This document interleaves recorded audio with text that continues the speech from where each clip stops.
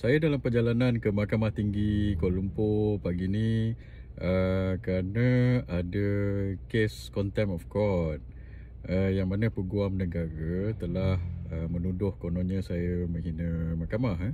Pagi ni sepatutnya saya tak datang pun tak apa, sebab Peguam Negara atau pihak Peguam Negara mereka mahu membuat pendengaran ini atau menghadap hakim secara ex parte atau secara satu pihak.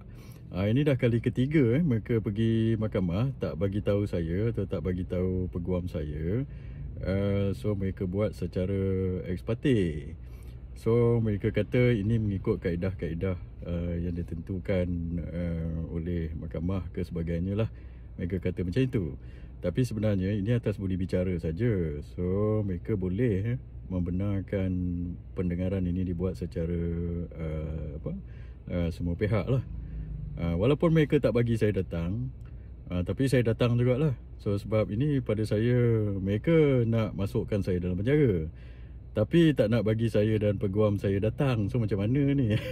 So sebelum ini saya telah mengkritik 3 orang hakim berkenaan kes Datuk Seri Najib. Saya kata ketiga orang hakim ni, iaitu Hakim Nazlan, Tengku Maimun dan juga Colin Sekira tidak sepatutnya menjadi hakim kepada kes tersebut, sebab mereka terlibat, mereka atau keluarga mereka terlibat secara langsung atau tidak langsung dalam kes tersebut.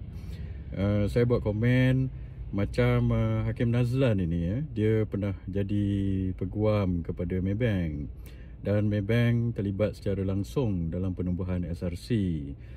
So saya kata macam mana pula Hakim Nazlan ni boleh jadi hakim kepada kes SRC Datuk Najib, sedangkan dia pernah jadi peguam kepada Maybank, dan pada ketika itu Maybank terlibat dengan SRC. Dia adalah penasihat Maybank atau peguam Maybank lah pada ketika itu. So sepatutnya dia telah mengasing atau mengundurkan diri lah. Dan Tengku Maimun masa kes Datuk Najib ini pergi ke Mahkamah Persekutuan, dia telah jadi ketua kepada panel Mahkamah Persekutuan tu yang membuat putusan akhir. Padahal peguam Datuk Najib telah buat submission supaya Tengku Maimun ini recuse herself atau mengasingkan diri, mengundurkan diri, sebab suami Tengku Maimun ni pernah membuat komen-komen negatif terhadap Datuk Najib. So ini last sekali penghakiman di Federal Court, dan kita minta Tengku Maimun supaya mengundur diri, tapi dia tak undur diri. Dan Colin Sekira, saya buat komen yang menjadi hakim kepada kes Datuk Najib dalam kes 1MDB ini, dia pernah menjadi rakan kongsi kepada saksi 1MDB atau dalam kes 1MDB, dan saksi ini adalah peguam kepada 1MDB, Jasmine Lu. So macam mana pula Colin Sekira ni boleh jadi hakim pada kes 1MDB, padahal dia dulu adalah pernah jadi rakan kongsi kepada peguam 1MDB pada satu masa. Sebab tu saya suruh dia recuse. Dan dalam kes Colin Sekira tadi, Jasmine Lu ini, nama Jasmine Lu telah disebut di dalam submission, affidavit, pendengaran di mahkamah dan sebagainya, sebanyak 600 lebih kali kepada dalam pendengaran kes inilah, sama ada secara bertulis atau di hadapan Hakim Colin Sekira selama 4 tahun lebih sejak dia jadi hakim, tapi dia tak pun bagi tahu perkara ini. So recently aja, dalam beberapa bulan lepas tak salah saya, yang bila Jasmine Lu ini nak dipanggil sebagai saksi, barulah dia bagi tahu. Dia kata, oh, dia pernah kenal Jasmine Lu ni sebab Jasmine Lu pernah jadi partner dalam satu firma undang-undang. So sebab itu kita kata dia tak sepatutnya jadi hakim dalam kes itu. So saya telah membuat teguran. Saya kata mereka ini tak boleh lah macam ini. Dia tak boleh, tak sepatutnya jadi hakim, sebab rakyat lihat kalau ada perkara elemen-elemen macam ini, maka ada kegusaran terhadap keputusan yang dibuat tersebut. So bila rakyat tak percaya kepada sistem kehakiman ini, bila hakim itu ada terlibat tapi dia masih jadi hakim, so ini akan menimbulkan rasa was-was terhadap keputusan yang dibuat oleh hakim-hakim ini. Ini yang kita tak nak.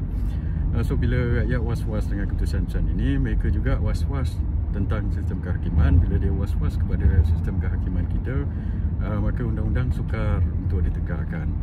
So saya buat teguran-teguran ini sebab saya nak mereka perbetulkan keadaan ini supaya kita boleh jaga integriti dan credibility sistem kehakiman. Tapi apa yang berlaku, bila saya buat teguran ini, saya pula telah dituduh menghina mahkamah oleh Peguam Negara, dan Peguam Negara nak penjarakan saya pasal hal ini. So bila kita tegur perkara ini, orang yang menegur tu pula Peguam Negara nak sumbat dalam penjara, walaupun tidak ada mereka telah tuduh saya konon saya menghina mahkamah dan saya scandalizing the judiciary, itu ayat yang dipakai oleh Peguam Negara, menimbulkan rasa kononnya saya telah menghakis kepercayaan rakyat kepada sistem kehakiman. Mereka tuduh saya begitu, walaupun tidak ada satu pun laporan polis dibuat terhadap saya. So Peguam Negara ni di bawah eksekutif, di bawah Perdana Menteri, di bawah kerajaan lah. So kerajaan dan Peguam Negara nak sumbat saya dalam penjara. So saya akan lawan perkara ini tuan-tuan, sebab kita kena memelihara sistem kehakiman supaya persepsi rakyat terhadap sistem kehakiman ini bagus dan bersih lah. So tidak boleh ada was-was walaupun sekelumit pun. So pada saya, kalau hakim-hakim yang saya sebut tadi bertindak sedemikian, ini akan menimbulkan rasa was-was kepada keputusan-keputusan mereka dan sistem kehakiman. Ini yang menjadi masalah. So perkara ini perlu dibetulkan supaya sistem kehakiman tu dilihat adil. So ini yang sepatutnya mereka buat, bukannya bila ditegur sikit nak sumbat orang dalam penjara. So sebab itu saya akan lawan perkara ini, sebab saya nak pelihara sistem kehakiman kita. So itulah saya akan lawan, dan kita kena berani, kena benar lah tuan-tuan, dalam bila kita nak buat reform betul-betul. So ada cabaran-cabarannya, dan insya-Allah kalau kita sabar dan istiqamah, Allah SWT akan bantu kita.